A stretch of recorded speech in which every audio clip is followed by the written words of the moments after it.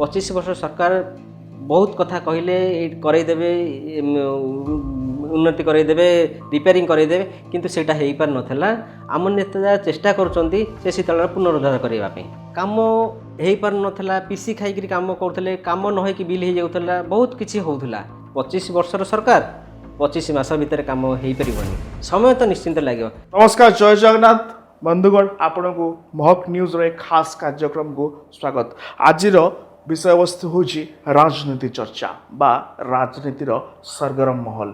आम सहित आज अच्छा पिपिली निर्वाचन मंडली रथपुर पंचायत पीएस मेंबर श्रीजुक्त संतोष कुमार साहू तो तांको सहित टिके विस्तृत भाव में खोला भाव में आलोचना करवा। भाई सर्वप्रथम आम कार्यक्रम को आपन को स्वागत। नमस्कार जय जगन्नाथ। भाई जो देखा सीधा सड़क आसवा राजनीति कथा उपरे आज्ञा 25 वर्ष काल निहाती भाव में आप जानते गोटे सरकार थिला एबे नुआ करी सरकार आछि तो सेत बड़ सरकार आ वर्तमान सरकार भितर आपण कौन फरक देखुछन्ती? देखंतु सेते बेलर 25 वर्ष सरकार को लोक देखा करि पार नथिले कि आम लोकाल एमएल को मध्य लोक देखा करि पार नथिले किंतु एबेकार सरकार लोकंक सरकार लोकंक पाखु जाउछन्ती दुख सुख बुझुछन्ती ग्राउंड जीरो रु खबर संग्रह करुछन्ती आ से काम केमती हेई परिबो सेति बहुत जत्नवान अछन्ती। पिपिली एरिया रे 35 वर्ष शासन करते प्रदीप महारथी लोक देखापी भी मिलू ना सी जगह को जीवा हेल्ले 3 दिन समय लगुला किंतु एबेका नेता आशीष पट्टनायक जे कि गाँ गाँव पुओ गेला पुओ आशीष पट्टनायक गोटे कथा देखा आगुरी कौन माने प्रदीप महारथी कौन लोक सहित मिशु ना खाली आशीष पट्टनायक मिशुंट ना ना सेटा तो कहले भूल हो मिशुले किंतु जो टाइप रो मिसिबा कथा से टाइप रो मिशु नथिले प्राय से भुवनेश्वर रोथले किंतु आशीष पट्टनायक एमिति लेखा आपण बाहर सदाळे पाई परिबे किंतु प्रत्येक मुहूर्त पाई परिबे गोटे खबर हेले से आपण दुआर को आसी पहुंच जाउचंदी गोटे के मूर्ति किया हो कि कौन सी गोटे प्रोग्राम हो कि घरर गोटे काम हो नेता भाई भलिया आसिक मिशुचंदी। आम जो देखा आशीष पट्टनायक भाई रिंकू भाई कथा आप कहते जे कि रही आमर पिपिल मान्यवर विधायक रही तो आपण जो समिति सभ्य हिसाब से न भाविकी गोटे साधारण जनता हिसाब से आप भावतु गोटे साधारण जनता हिसाब से आप चिंता करूँ आपणकर साधारण जनता हिसाब से पूर्वर आ वर्तमान पिपिली कौन उन्नति करा जायछि? देखंतु मु राजनीति आसिया पूर्वर मु बहुत जिनस देखी कम हो पार नाला पीसी खाई कम करते कम न हो बिल हो जाऊला बहुत किसी होता किंतु बीजेपी सरकार आसिया पर ग्राउंड जीरो रु कम आरंभ करिछि जोटा कि लोकों लोचन को आसी पारनी आसिया समय दरकार 25 वर्षर सरकार 25 मास भितर कम हो पारनि समय तो निश्चिंत लगे किंतु आशीष पट्टनायक सबु समय लोक साथी अच्छा कार्य भी अच्छा काम करने प्रेरणा दौरान युवपीढ़ी आह्वान दौरान तुम राजनीति कर अर्थात लोक किसी साहाय्य कर बेपार कर निज परिवार चलैबा हेले निजर पैसा दरकार निजर परिवार चलैया को सहयोग करने आशीष पट्टनायक सदाळे चेष्टित मु मो तो कथा कहबी कारण सी सदाळे कहती तुम निजे परिवार आग देख तापर राजनीति कर किंतु निजे बंचिले गाँ बंचब गाँ बंचिले ओडिशा बंचब।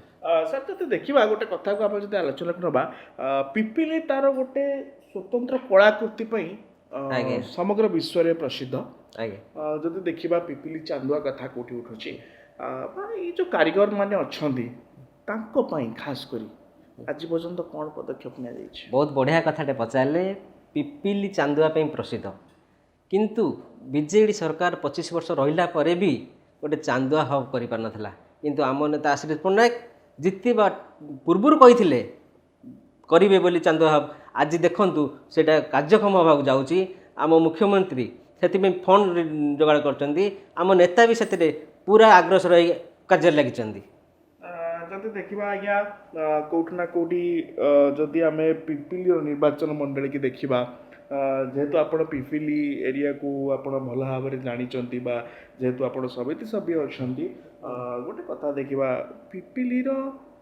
डेवलपमेंट आग अपेक्षा भितर कौन कौन परिवर्तन आगुरी आप कौन देखुले रास्ता घाट को जब रखा पानीय जल समस्या को लेकिन देखा आपणकर प्रति जगार गोटे कौटी जो लोकारण्य अधिकार रोचे गोटे शौचालय व्यवस्था भी जो रही पारनी से रहा ତା ଭିତରେ କ'ଣ କ'ଣ ସବୁ ପରିବର୍ତ୍ତନ ହେଇଛି ଆଜ୍ଞା?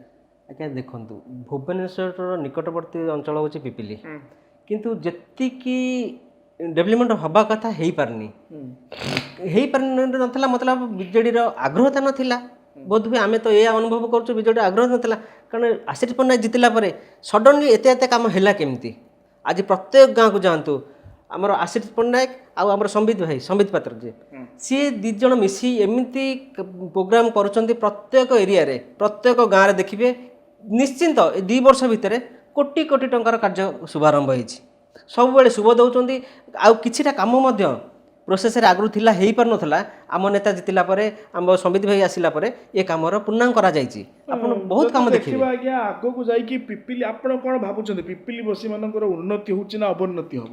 ଆଜ୍ଞା ପିପିଲିବାସୀ ବହୁତ ବଡ଼ ଡିସିସନ୍ ନେଇଛନ୍ତି। ଆଶିଷ ପଟ୍ଟନାୟକ ଭାଇଙ୍କ ଉପରେ ବିଶ୍ୱାସ କରି ଏମିତି ବଡ଼ ଡିସିସନ୍ ନେଇଛନ୍ତି, ବହୁତ ଭଲ କଥା। କିନ୍ତୁ ଆଶିଷ ପଟ୍ଟନାୟକ ସେଇଟା ନିରାଶ କରିବାକୁ ଦେବେନି, କାରଣ ଏ ବିଶ୍ୱାସ ଭରସା ଆମମାନଙ୍କର ଅଛି ଏଥିପାଇଁ, କାରଣ ତାଙ୍କର ଯେଉଁ କାର୍ଯ୍ୟକଳାପ କରିବାର ଶୈଳୀ କାରଣ ଆମକୁ ବହୁତ ପ୍ରେରଣା ଦିଏ। କାରଣ ସେମାନେ କୁହନ୍ତି ତୁମେ ଗ୍ରାଉଣ୍ଡ ଜିରୋରୁ କାମ କର, ଘର ନାହିଁ, ଭତ୍ତା ନାହିଁ, ରାସ୍ତା ନାହିଁ, ତୁମେ ଏ ପ୍ରୋଗ୍ରାମ ସବୁ ଆମକୁ ଜଣାଅ, ଆମେ କରିବୁ ତାର କାମ।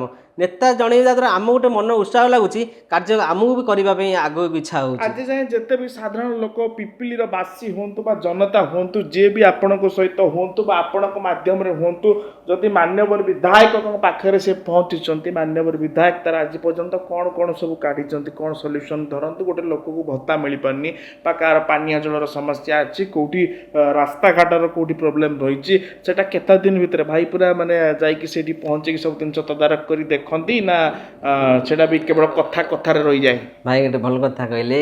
ଆମର ଯେକୌଣସି ଅସୁବିଧା ହେଉ, ଆପଣ ଦେଖିବେ ଏଇଟା ହେଉଛି ଚାଷୀ ବହୁଳ ଏରିଆ। ଏଠି ଚାଷୀ ବହୁତ ନିର୍ଭର କରନ୍ତି ଚାଷ ଉପରେ।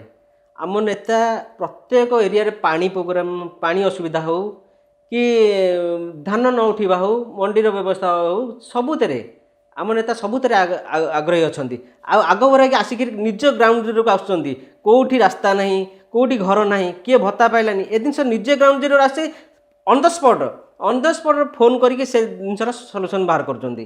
ଦେଖିବା ଯଦି ଆଜ୍ଞା, ଯଦି ଆପଣ କହୁଛନ୍ତି ପିପିଲି ଗୋଟେ ଚାଷୀ ବହୁଳ ଏରିଆ, ଯେଉଁଠି ଚାଷ ଉତ୍ପାଦନ ଯେଉଁଠି ଅଧିକା ରହିଛି, ତ ତାକୁ ନଜରରେ ରଖିକି ଯଦି ଶୀତଳ ଭଣ୍ଡାର ବ୍ୟବସ୍ଥା, ଆଜ୍ଞା ସେଇ ବାଟରେ ଆପଣଙ୍କୁ କେମିତି କ'ଣ ଦେଖୁଛନ୍ତି? ଶୀତଳ ଭଣ୍ଡାର ହେବା ଦରକାର କି ଏଇଠି ଆହୁରି ବଢ଼ିବା ଦରକାର, କ'ଣ ରହୁଛି? ନିଶ୍ଚିନ୍ତ ଆମର ଶୀତଳ ଭଣ୍ଡାର ସ୍ୱାସ୍ଥ୍ୟ ସଂଗଠନରେ ଅଚଳ ହେଇ ପଡ଼ିଛି।